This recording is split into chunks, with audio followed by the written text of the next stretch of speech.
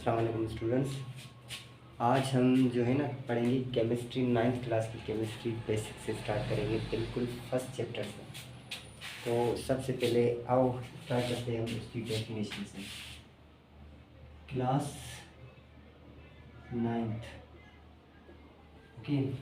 तो स्टार्टिंग करते हैं केमिस्ट्री की डेफिनेशन से। केमिस्ट्री की डेफिनेशन क्या है? Chemistry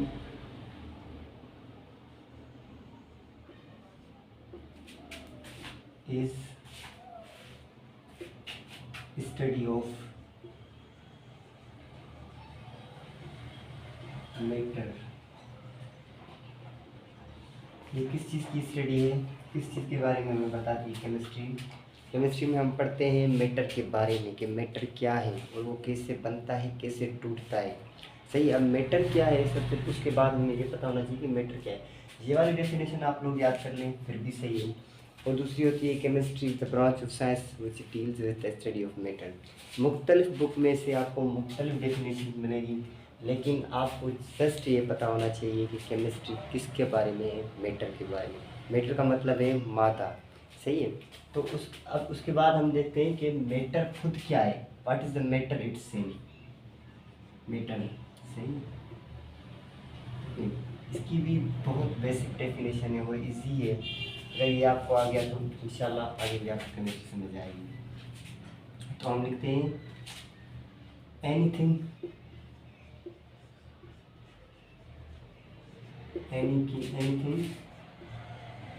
that has mass and occupy space।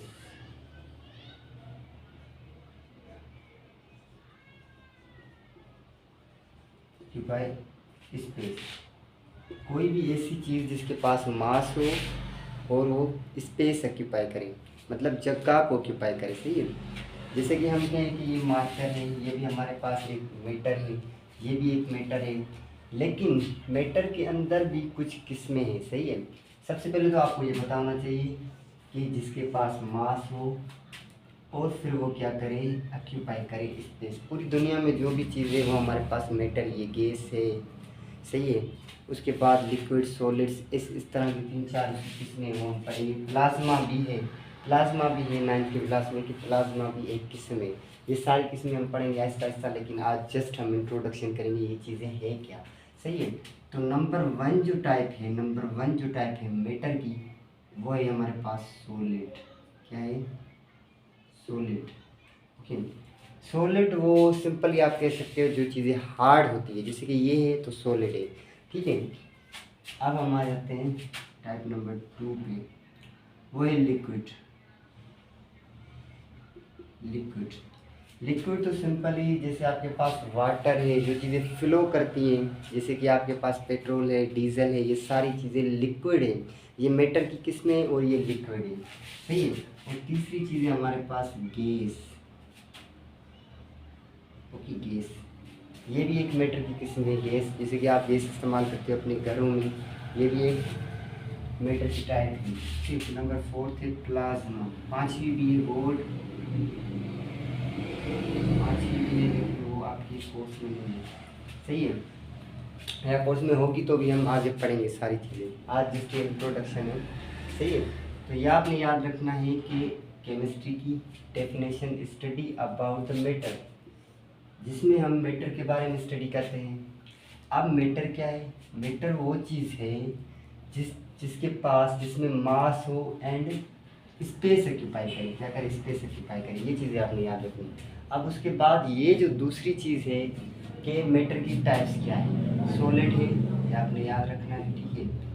Liquid है, ये भी आपने याद रखना है। गैस है, ये भी आपने याद रखना है। प्लाज्मा, ये भी आपने याद करना है।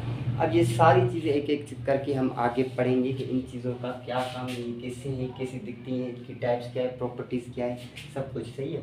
तो ये मैं मिटाने लगाऊँ, उसके बाद जो है हमारे पास बहुत इजी चीज़ें हैं, आपको समझ आ जाएगी। सही है। उसके बाद हमारे पास आता है कि एटम क्या है। एटम के बारे में बहुत सारे साइंटिस्ट आए, उन्होंने अपने अपने ख्यालात दिए, लेकिन सबसे पहले जो साइंटिस्ट था वो था जॉन डाल्टन। डाल्टन ने एक थ्योरी दी थी। डाल्टन डाल्टन एक साइंटिस्ट था, ठीक है। डाल्टन एक साइंटिस्ट था। उन्होंने कहा कि एटम जो है, एटम, उन्होंने एक सिंपल थ्योरी दी थी। किसने? डाल्टन ने। ये आपको याद रखनी है। उसने कहा कि दुनिया में जो भी चीज़ है उसमें स्मॉलेस्ट पार्टिकल जो है, एटम क्या है? Atom atom is the smallest part of, या फिर smallest particle, smallest particle of matter.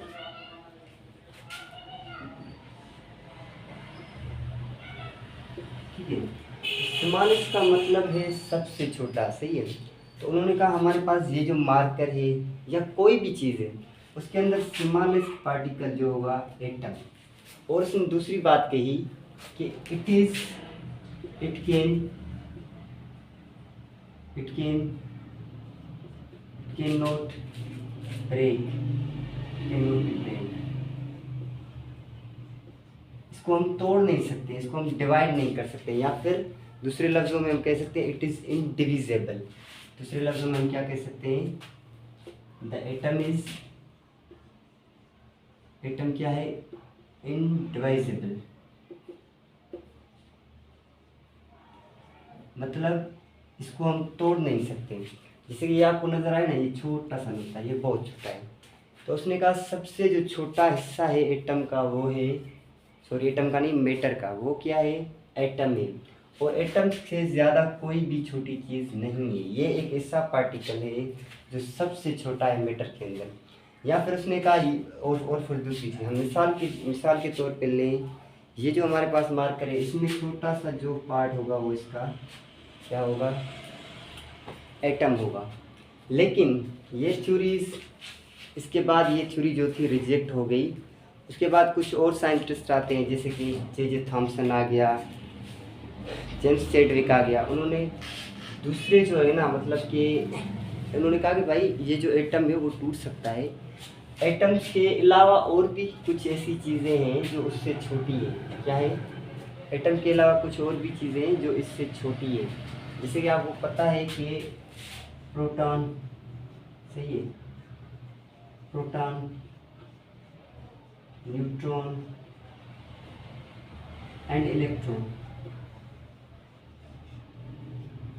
ये तीन एक छोटे पार्टिकल आ गए थे। उन्होंने कहा कि भाई ऐसी बात नहीं है, आप गलत कह रहे हो, एटम डिविजिबल है, उससे भी स्मॉलेस्ट पार्टिकल हैं, बहुत सारे हैं, तकरीबन काफ़ी सारे हैं। लेकिन हमारा जो फोकस होता है इन तीन टर्म्स पर होता है, ये तीन चीज़ें होती हैं जिस पर ज़्यादा से ज़्यादा फोकस किया गया एटम के अंदर। तो फिर एटम के अंदर जो दूसरी थ्योरी आई, सबसे पहले हमारा इलेक्ट्रॉन, न्यूट्रॉन, प्रोटॉन, ये चीज़ें तीनों चीज़ें जो है डिस्कवर होती गई। तो भाईजान हम अगर देखें कि एटम के अंदर एक हमारे पास एटम है, लाइक दिस, ये हमारे पास एटम है। तो एटम के अंदर ये एक न्यूक्लियस है, ये वाला, ये एक न्यूक्लियस है, ठीक है। मैं इसे अच्छे से बना लूँ। ये हमारे पास एटम है। एटम के बीच वाला पार्ट, ये वाला जैसा है वो हमारा है न्यूक्लियस। क्या है? न्यूक्लियस। भाई न्यूक्लियस में क्या है? साइंटिस्ट ने कहा कि भाई यहाँ पर हमारे पास दो चीज़ें होंगी, एक होगा हमारे पास प्रोटॉन, क्या होगा? प्रोटॉन, और दूसरा होगा हमारे पास न्यूट्रॉन। एक प्रोटॉन, न्यूट्रॉन, और उसके बाद ये तो है सेंटर में, this is the central part of an atom. किसी भी एटम के सेंटर में जो हमारे पास होती है वो दो चीज़ें होती हैं। वो कौन सी होती है? Proton and neutron. अब प्रोटॉन पर कौन सी चार्ज होती है? हमेशा प्लस चार्ज होती है प्रोटॉन पर, आपको ये बात याद रखनी है, यहाँ पर मैं लगाई। और न्यूट्रॉन पर होती है जीरो चार्ज, न्यूट्रॉन पर कोई चार्ज नहीं होती और इस पर प्लस होती है प्रोटॉन, और इसको पी से शो किया जाता है। उसके बाद हम देखेंगे कि एटम में इलेक्ट्रॉन किस जगह पर होता है। इलेक्ट्रॉन जो होते हैं शेल्स में होते हैं, ऑर्बिट भी आप इसको कह सकते हैं। अब शेल्स क्या होते हैं? शेल्स होते हैं एटम के चारों तरफ, मतलब बीच में जो होता है हमारा न्यूक्लियस और चारों तरफ हमारे पास शेल्स होते हैं, और शेल्स में क्या होते हैं? इलेक्ट्रॉन्स होते हैं, और इलेक्ट्रॉन्स पर चार्ज होती है माइनस, और उसको ई से शो किया जाता है। आपको ये बात याद रखनी होगी लास्ट, ठीक है। तो अब मैं उसके बारे में कुछ चीज़ें लिखने जा रहा हूँ। यहाँ पर इलेक्ट्रॉन्स होते हैं, ये शेल है, क्या है? ये हमारा शेल। अब शेल क्या होता है, किससे होता है, इसके अंदर क्या चीज़ होती है, वो आहिस्ता आहिस्ता हम आगे पढ़ेंगे सारी चीज़ें। अभी फ़िलहाल आपने ये रखना है याद कि प्रोटॉन, न्यूट्रॉन एंड इलेक्ट्रॉन है क्या, और उसको कैसे शो किया जाता है, उन पर चार्जेस कौन सी होती है, और एटम में किस जगह मौजूद होते हैं।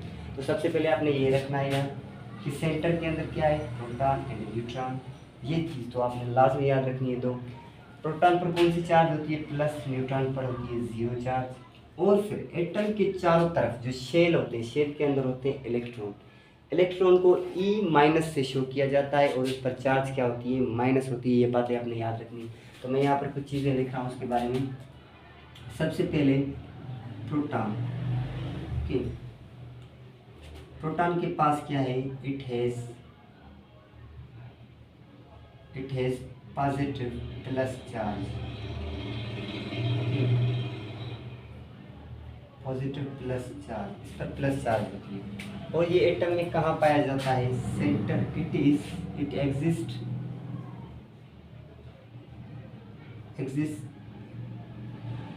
इन सेंटर ऑफ एटम। एटम के सेंटर पे ये पाया जाता है, ठीक है। सेंटर ऑफ एटम, एटम के सेंटर मतलब यहाँ, ये जो न्यूक्लियस मैंने बनाया है, ये न्यूक्लियस में होता है। ये आपने याद रखनी है प्रोटॉन। और दूसरी बात, उसके बाद आ जाता है हमारा न्यूट्रॉन। क्या जाता है? न्यूट्रॉन। अब न्यूट्रॉन हैज नो चार्ज, इसके पास कोई भी हैज नो चार्ज, मतलब ये क्या है? न्यूट्रल है, ओके। इस पर जीरो चार्ज होते हैं। इसको शो किया जाता है एन के साथ, सही है, और इसको प्रोटॉन को पी के साथ, सही है। अब सबसे अहम बात है इलेक्ट्रॉन। इलेक्ट्रॉन कहाँ होता है? शेल में। शेल क्या होता है ये हम बाद में पढ़ेंगे, सिर्फ आपने ये याद रखना है। और इस पर चार्ज क्या होती है? माइनस। इलेक्ट्रॉन क्या? थर्ड जो हमारे पास पार्टिकल है इलेक्ट्रॉन। अब ये किससे डिस्कवर हुए, कौन से साइंटिस्ट ने किए, ये हम आगे वाले लेक्चर में पढ़ेंगे। इलेक्ट्रॉन क्या है? ये होता है outer side of the atom.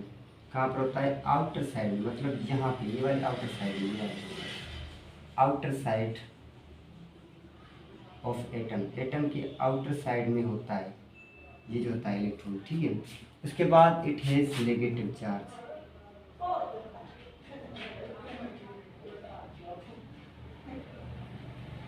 इस पर क्या होती है? नेगेटिव चार्ज, ठीक है। आप लोगों ने ये याद रखना है, और इसको शो किया जाता है ई माइनस के साथ। ये इसका सैंपल है। अब ये तीन चार चीज़ें आपने लाजमी याद करनी है। अब ये जो प्रोटॉन है, परेशान नहीं होना, ये फिर हम आगे वाले लेक्चर में पढ़ेंगे कि प्रोटॉन किसने डिस्कवर किया, न्यूट्रॉन किसने डिस्कवर किया, इलेक्ट्रॉन किसने डिस्कवर किया। इसके मतलब ये जिस तरह से हुए थे ना डिस्कवर, उसमें कौन से मटेरियल इस्तेमाल हुए, क्या क्या हुआ, कौन से साइंटिस्ट थे, उसका प्रोसीजर क्या था, ये सब हम पढ़ेंगे आगे वाले लेक्चर में। आज के लिए आप इतना ही पढ़े, इतना ही काफ़ी है। फिर भी मैं रिपीट कर देता हूँ। न्यूक्लियस पे कौन सी चार्ज होती है? प्लस। और इसमें प्रोटॉन होते हैं, प्रोटॉन में कौन सी चार्ज होती है? प्लस। ये मैंने सारा लिखा हुआ है, इसके बारे में आप लिख लें, नोट लाजमी करें, नोटबुक पे लिख लें। उसके बाद वहाँ पे होता है न्यूट्रॉन की होती है जीरो चार्ज, और उसको एन से शो किया जाता है, ओके। उसके बाद है हमारा इलेक्ट्रॉन।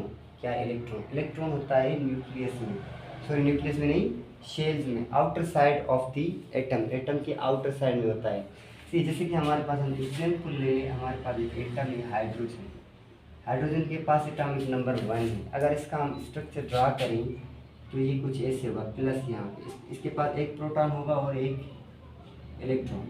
ऐसे बहुत सारे एग्जाम्पल हम करेंगे, इसके MCQs ये वो सारा कुछ करेंगे, सही है।